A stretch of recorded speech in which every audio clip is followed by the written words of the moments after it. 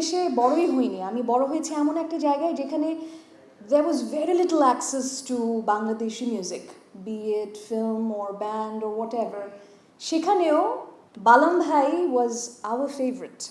এক মুঠো রোদ্দুর হোক বা যে গানগুলোই হোক, he was our favorite, he was my favorite. And never had I ever dreamt যে আমি বালাম ভাইয়ের সঙ্গে গান গাওয়ার সুযোগ পাবো বা আমার সৌভাগ্য হবে। সেখানে বালাম ভাই আর আমি যে গানটি দিয়েছি শ্রোতারা এত পছন্দ করেছে, it's like a dream come true Balam ভাই।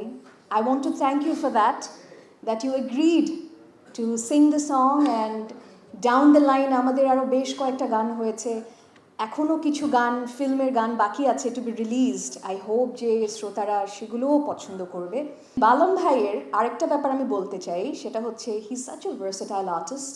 ফিল্মের গানের সেই filmi নখরাজ and the band and the heavy metal and the rock and everything together is বালাম ভাই।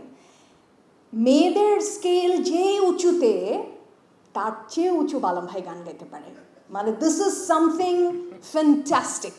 যেখানে আমি গান গাই বালাম ভাই আমার হয়ে যাচ্ছে না, না মান হি ক্যান গো দ্যাট, কারণ মেয়েদের স্কেলটা তো মানে চিকন গলায় তো ফলসে গাইতে পারি আমরা, but for male it has to be open. And so we are big fan of Balam and it's such a great pleasure and honor যে আপনার আজকের এই কাজটাও আমরা সামনাসামনি দেখতে পাচ্ছি এখানে বালাম ভাই। So happy, so glad, all the very best, congratulations.